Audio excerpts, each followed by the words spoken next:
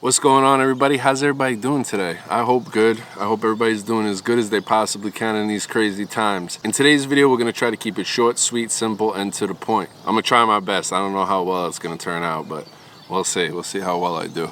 Number one, before we even get into this video, the sun, the lighting out here is just shifting like crazy right now. We're expecting rain in about 30 to 40 minutes. It's been cloudy all day. The second I grab my gear and come out, it shifts from sunny to cloudy to somewhat sunny to somewhat cloudy. It's like every 30 seconds. So in today's video, what I want to do is I want to check out all the image stabilization modes with the X-T4. I really want to put it to the test and see just how well this camera performs when you're vlogging, out, running and gunning, you're hand holding, you just want to make sure you got yourself a stable camera. We're going to see if the X-T4 is the camera for you. So let me break down real quick exactly what we're going to be doing. We're going to have the X-T4 with a non-stabilized lens, then we're going to switch over to a stabilized lens, then we're going to be checking out all the image stabilization modes. That means IBIS, digital IS, and IS boost mode. Then we're going to be comparing that with the Canon EOS R that has no IBIS, only digital stabilization. Then we're going to throw on a non-stabilized lens and a stabilized lens, and we're going to see who performs better. Now, in theory,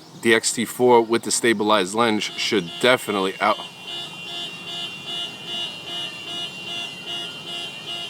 easily outperform the Canon EOS R in these tests, since the EOS R has no IBIS built into the body. We're working with basically just digital image stabilization and lens image stabilization only, whereas on the X-T4 we got all that stuff and then some. So that's the plan for today. Let's get into it. Roll it. Resume is a heavyweight, yeah. Put it on my back, give me everything, yeah. I need everything, I need all of everything, yeah. Alright, so let's not waste any time, let's get right into it. First up, X-T4, IBIS only, non-stabilized lens. We're going to go through all the tests with the non-stabilized lens first, then we're going to use the stabilized lens, and then we'll switch over to the EOS R. Rise up, rise up, rise up, rise up.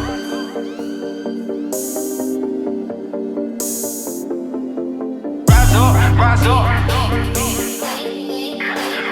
up, rise up, when the waves of life come crashing. Alright, now we're working with IBIS plus digital, and we don't have a stabilized lens on. You be given everything you need, you're a precious seed. Don't ever let it keep you when the waves of life come crashing down. Rise above, don't ever let it sink you. Alright, so now we're working with all three paired up at the same time. We got everything turned on in the X-T4. IBIS, digital IS, plus IS boost mode. Me, I don't like to tell people what to do, but I'm speaking from experience. If I can help another person out, go with. By the way, we are working with the Fujifilm 16mm f1.4. This is a fantastic lens. When you're going through the hardest times, don't you read the book? You can hit the bar. Just wish it was stabilized. Alright, now let's switch up the lenses. We're going to take the 16 f1.4 off and toss on the 16 to 80 f4. Which is stabilized. All right, now we're on the 16 to 80 image stabilized lens, and we have IBIS turned on. So the lens is stabilized, and we have the in-body image stabilization working for us.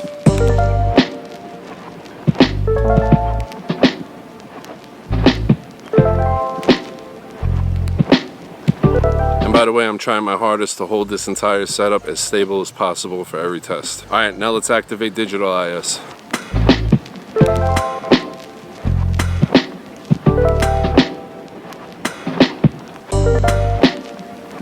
And by the way, I will not be applying any stabilizer in post after this. What you see is what you get straight out of the camera. All right, now all image stabilization modes are now active. IBIS, digital IS, OIS in the lens, and now we have IS boost mode turned on. This is as good as it gets on a Fujifilm X-T4, so let's see how it performs.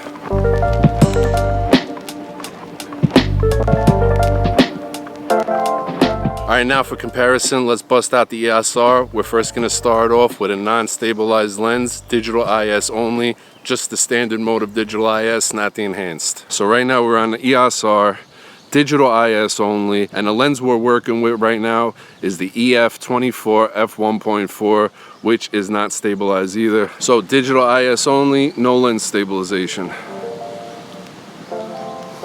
To me, Canon by far has the best digital IS in the game. Not including like action cameras and stuff like that, but for these mirrorless cameras, for that to be all we're working with right now is just digital IS, I mean, come on, that's a stable shot right there. And then it gets even better when we throw on the RF 15 to 35 that we're gonna throw on next with IS, And we could even throw on enhanced mode because that lens is super wide, so we'll probably crop into right around where we are right now. All right, just for the hell of it, with this lens, let's throw on the enhanced mode. I didn't really want to, but I could extend my arm for about 10 seconds, so let's see. All right, that's a tight shot right there. Although if we extend it, it ain't that bad. This is kind of like the Sony's EV1's focal length.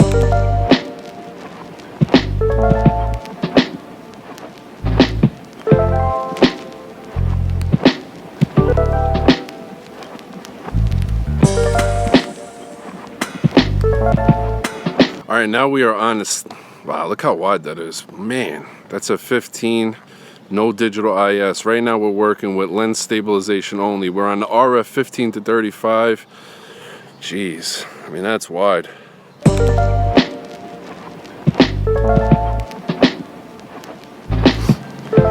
All right, now let's punch into 24 where we were before. I think like 20 to 24 is actually the sweet spot when it comes to not having a warpy, shaky image in the corners. Some people think wider is better. I don't necessarily agree with that. Too tight isn't good either. Well, yeah, too tight isn't good either. Now let's activate standard digital IS. All right, lens stabilized and digital IS is turned on.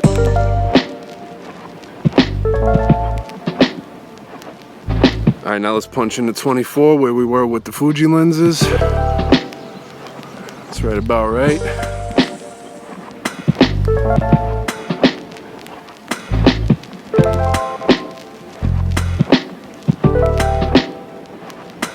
All right, now finally let's turn on the enhanced digital IS combined with the lens stabilization. All right. Everything is as stable as it could possibly be with a Canon EOS R camera without using an actual stabilizer. Obviously, I haven't seen this footage back yet, and I haven't done this test prior to right now, but I have a weird feeling Canon's gonna be victorious in this situation. Number one, they got the best digital IS in the game. Number two, this particular lens right here is the best image stabilized lens I've ever used in my life.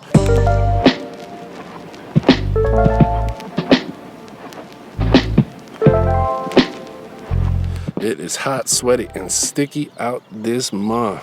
All right, so that's it for this test. That's it for this video. Please drop a comment down below. Let me know what your thoughts are between both of these cameras. Who did better? Who performed better in the stabilization category? I hope you guys enjoyed the video. Thumbs up if you did. If you are not yet subscribed, please do so. I'd appreciate it highly. Until next time, enjoy your day, your night, and tomorrow morning. Salute.